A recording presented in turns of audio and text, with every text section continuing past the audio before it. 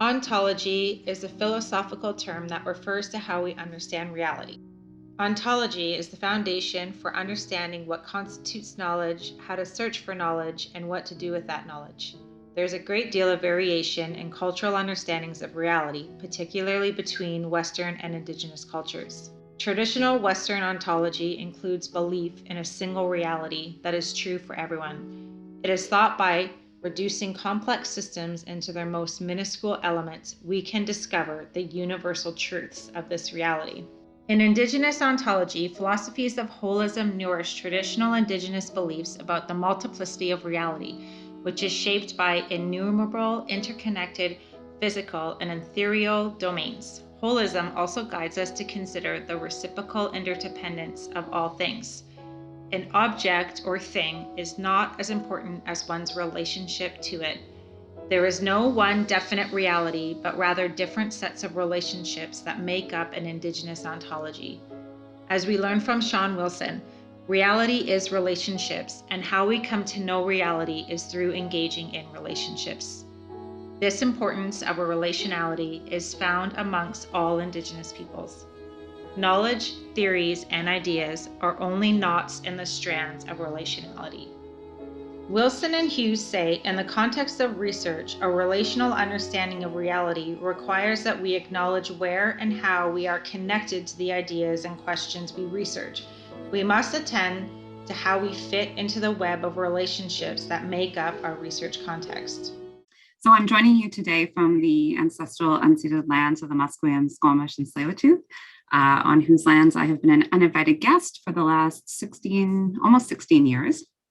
And so I'm very grateful to live and work and play here and raise my family here. So I am a member of the Stellat'en First Nation in the North Interior of BC, part of the Duck Health Nation on my dad's side, and I'm also Acadian and Scottish from Unamaki, which is also known as Cape Breton Island on my mother's side. And so I spent a lot of time in both those places when I was growing up. And I have very affectionate ties to the University of Victoria because I did both my undergrad and master's degrees there. And I studied history and creative writing and Indigenous governance. And I feel like I totally understand this endless school thing because I feel like I did endless school. But it just felt like there was so much to learn and so many people to learn from. And I just thought I couldn't kind of let that go. And I have a PhD in community and regional planning. So I also look at that history of public health and planning and how they co-evolved as disciplines. And then, the many millennia of Indigenous community planning that has taken place and how that informs the experiences of Indigenous peoples today, and particularly in an urban context. And I know this is not going to come as a big surprise to a lot of people, but the most important thing, I think, through all of the research projects and as well as in my teaching, it's really been about relationships and relationship building. And so I feel like in thinking about the different knowledge gathering and different ways that I've approached my research, it's really been about spending time in the community, spending time with the folks that I'm working with, and figuring out what is, kind of designing the process by which we're going to explore together the different areas that we're looking at. What kind of knowledge do we want to bring forward, and what is going to really be of use and desired by the community? What is going to benefit the community? Sdahl K'awaas Hinodikiang, do you Hadagang, do Odagang, Haida Gwaii do Diaskagang. My name is Lucy Bell. I come from Old Massett, Haida Gwaii. I come from the Chichgitne Eagle Clan. I go to SFU. I'm a PhD candidate focusing on Indigenous museology. And I got my master's at UVic, and I focused on Haida language revitalization there. For me, it was important to consider Haida research tools, to situate myself in a Haida way of thinking. It's always important for me to incorporate the Haida language that really brings me to a different level as a learner, and as a practitioner of what I'm trying to learn about.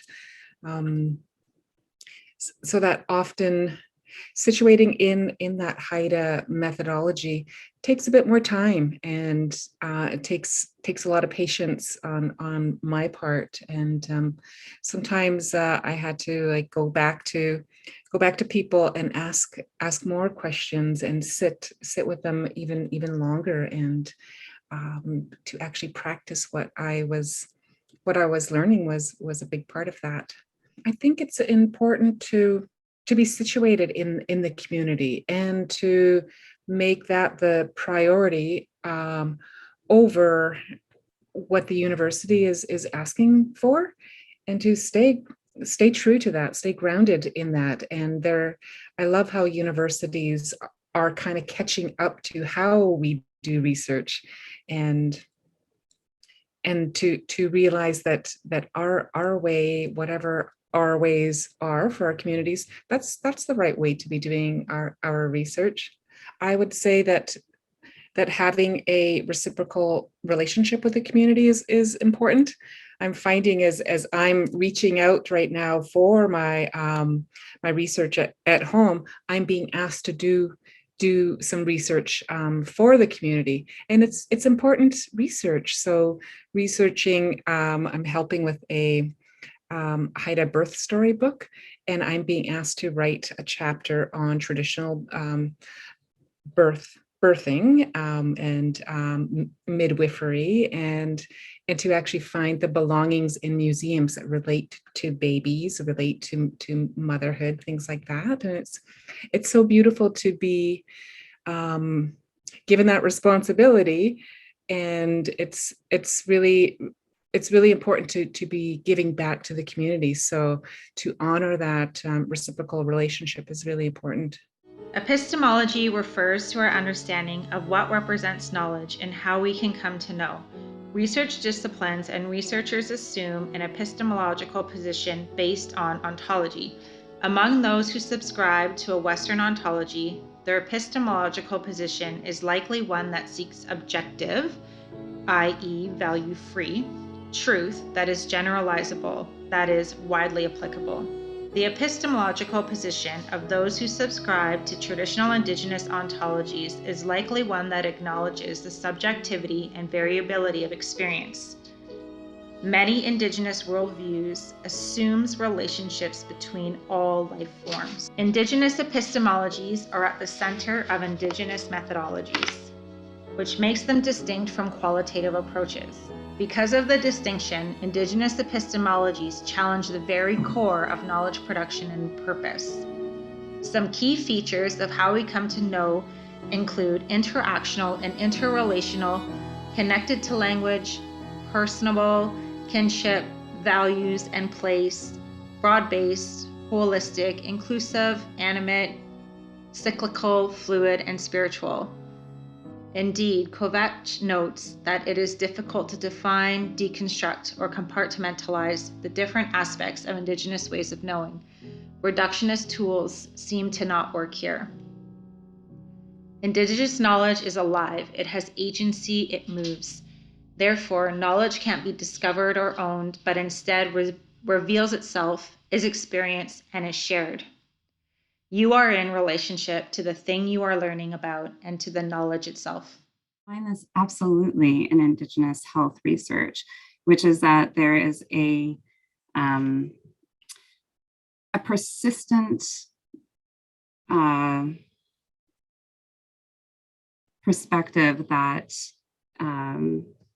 that there's a certain validity, right, to Western science, and as much as we sort of are really kind of trying to challenge this in terms of Indigenous knowledge and and many Indigenous scholars have argued for a very long time that Indigenous knowledge is a valid set of knowledges in and of itself, that it doesn't need to be compared to other types of knowledge, that it doesn't need to be validated by Western knowledge. But I find that it's still a challenge to have our ancient ways of knowing and being and doing to be viewed as being worthy and as rigorous a set of knowledges as kind of Western scientific knowledge. But I also think that Indigenous knowledge in and of itself is scientifically valid and rigorous and should be looked at as an area that stands on its own, and that really it's our elders who say whether things are valid or not sort of these Western scientific principles. So I find that that's still a big challenge in terms of the work that I do. And I find it's becoming more acknowledged is the knowledge that you can get from dreams. And I wrote about that in my thesis, and to be keeping a dream journal as I was practicing my methodology. So in Haida methodology, to become smarter, to become wiser, to ask the supernatural beings for help, I learned how to do that, and to be making offerings to the supernaturals.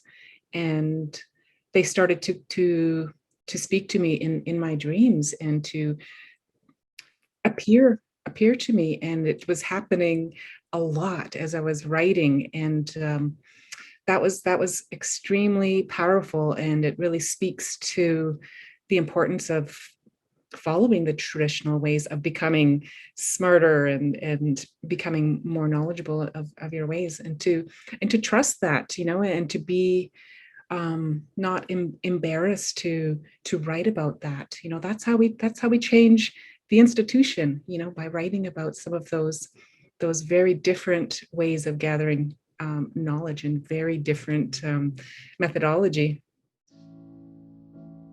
Relational accountability means to fulfill a role and obligations in the research relationship. That is, being accountable to your relations. Wilson says, since all knowledge is cultural and based in a relational context, we need a methodology and exology that is accountable and responsible to the relationships that we form in our search for enlightenment. The concepts or ideas in research are not as important as the relationships that went into forming them. K'awaas adds, in relational methodologies, the methods are dependent on a deep respect for those or that which it will involve, and those or that which will feel its consequences, i.e., who is impacted by the research. An indicator of a relational approach in research can be found within process and content, and indicators that this holistic epistemology is present include explicit reference to personal preparations involving motivations, purpose, inward knowing, observation, and reflections. Furthermore, relational accountability also involves the 4 R's: respect for cultural integrity, relevance to Indigenous perspectives and experiences, reciprocal relationships, and responsibilities. I find it's important to have a relationship with the people. I'm not just there to pick it out of their brains. I want to be in a relationship with them, and to build that trust with them, and to honor their voices, what they're trying to teach me, and to teach the Haida community through me. Geez, I've seen it so often where our ancestors have given so much information and no name is put to that. So that's really important to me, to honor the people that are teaching me. I'll tell you a story about. I was writing about one of our traditional medicines, and I was told by my supervisor that I need to point out that this is dangerous. This medicine is dangerous. I'm like, my Nani, my grandmother would never call our medicines dangerous. So I'm not going to use that terminology. Like I'm sticking to my wording that we take care with this. We honor the power within that medicine, but calling it dangerous is not in my vocabulary, because that's what my Nani taught me. So there's things like that we just have to stay kind of true to our teachings, and to, if it comes out in the wording differently, that makes a big difference. And it's just so important to kind of follow your gut, follow what your nannies and chinnies, your grandparents, have taught you, and how they have spoken and taught you. It's important to honor their words. And you also have to sort of be really clear about why you're doing the research that you're doing. What are your sort of motivations for doing that work, and what are your connections to that place and to that community? And I think that when you when you do all of that work, and you are really keeping those 4 R's in mind, and you're spending that time, I think what comes out of that in terms of the tools and the methods is really good. But I've also had, I've also been personally in the experience where I've started projects and I've not been able to finish them, either because I wasn't ready to do that work, or because the community wasn't ready. And you have to really, I think you have to pay attention to that when things are not quite working the way you think that they should. So I think it's a real process of introspection and being reflexive in your engagement with Indigenous communities, and sometimes even when it's your own community. If methods fit the ontology, epistemology, and axology of the Indigenous paradigm, they can be borrowed from other suitable research paradigms. Some methods and strategies have inherent in them more relationship building and relational accountability than others, and therefore may be more attractive in an Indigenous paradigm. And we can find an ally in some qualitative approaches, such as feminism methodology or participatory action research. Talking circles and action research are good examples, but they can still be used in hurtful ways if not grounded in Indigenous ontology, epistemology, and axology. Choices of methods may depend on questions asked, the context of the study, resources available, and what can be used in the setting where the research takes place.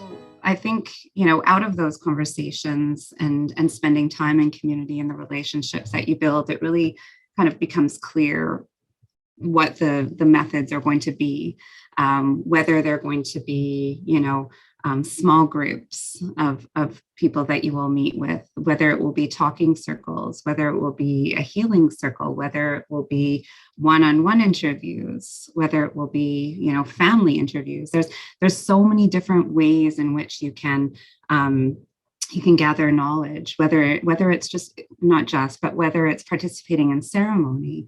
Really, I think a lot of times the knowledge gathering tools are really about showing up, and it can be really so that's the other piece of it, is that it can be really, really challenging, because what this also requires is time, and I've found that the challenges of Western knowledge production and research can be that we have certain timelines that we have to follow, and that we have certain institutional deadlines, or we have a certain amount of resources, but we don't necessarily have the resources to, host a dinner for the community or for, research participants.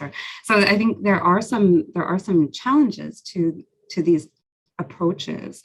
But I also have been thinking about how much this has changed over, the 20 years or so. I think it can be really challenging on a number of levels, but I also feel really hopeful that those ways are being looked at as best practices, as being like, this is the way that you do Indigenous research, and we need to fund it differently, we need to support it differently, and maybe it's actually something that we should be doing more broadly across the board, not just with Indigenous research, but in lots of different research contexts where relationships are just central to being able to produce knowledge and evidence and research that's going to actually help the community. It's important to learn about the tools that your ancestors would have used, and you can find them in so many different ways.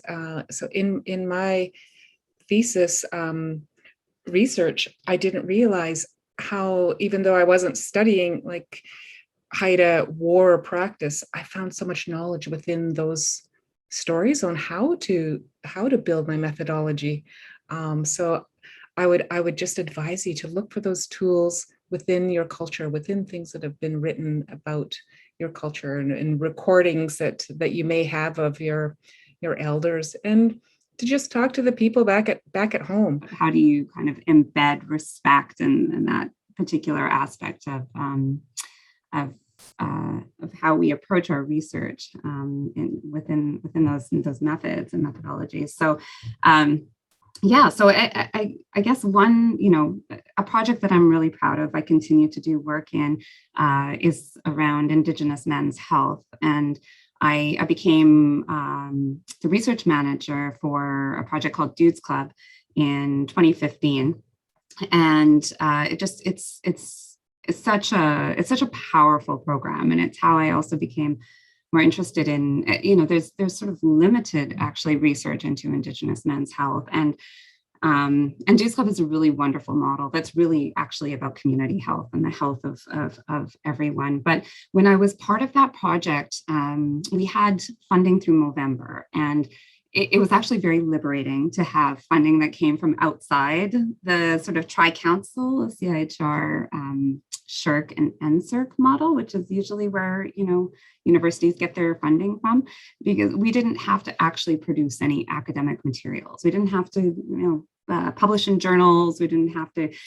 So we put all of it. Now in fact, we're just about to publish our third article, but, we started this work in 2015. So there was no rush, right? Which was also really liberating. It wasn't published, this concept of publish or perish, which you've probably heard. But we've put all of our energy into that knowledge exchange and knowledge translation. And, we would go to the weekly Dudes Club gatherings. We were always bringing the results back. We did 15 focus groups with Dudes Clubs around the province, and a number of one-on-one interviews. And so we would do presentations back to the community.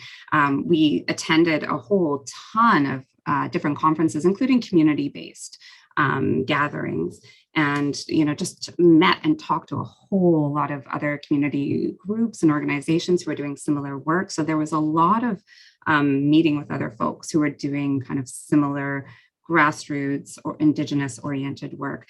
And one of the funnest things we did was when we had to do this sort of final showcase of the research alongside 5 other projects in Ottawa. And we had connected with the Wabano Health Center there, and they have a really, really cool model of health where it's like kind of a one-stop shop for all things health, but also for housing and for, different kinds of, whatever, childcare, different things like that. And so we connected with them, and we did this like, it's maybe like 4 or 5 hours community event. And we met up with their men's group, and we had our dudes and their dudes, and everybody kind of got together, and we just checked in with the participants, and what did they want us to do with this work? Where were we going to go with it? And they just wanted it to expand and more men to have access to this. So all of these activities allowed us to sort of slowly build up this profile. And we were actually able to go to the First Nations Health Authority and meet initially with their Northern folks. And we ended up getting a bunch of funding to have youth clubs all over the North. So it was sort of like this just stepwise, careful checking in constantly. And I think that's part of that respect, is to like just be constantly checking in with the folks that you're working with, alongside, including we always had our elders and dudes along with us, and they wanted us to spread this model and to get money to keep it going. And so it's so that's a really, to my mind, a really successful experience and producing all of these tools. We have a knowledge gathering bundle that we produced out of that as well. You know, through the research, we're able to identify all these different aspects of the project that were really important to the men and that made a difference. And so, you know, I think it's just really, again, I guess, about that time, those relationships, and asking what people need and making sure that those tools are fitting. The challenges, again, like you have to, you're expected to publish, you're expected to go to certain high profile conferences, and the community-based ones don't always get that recognition. But I think, again, I see change. I see change in that as well. I see people actually having respect for the importance of connecting with the community and of having them be the audience, not necessarily, a whole big group of high profile research scientists. Although I think we need to get everybody in the room as well. I mean, it's great to talk to each other. And sometimes it's really important to feel safe and talk to each other. But I think that we need to bring everybody on board as well. So I have really come to so deeply value having community members as part of the research team. And I think that is also, a huge show of respect for the knowledge that is in the community.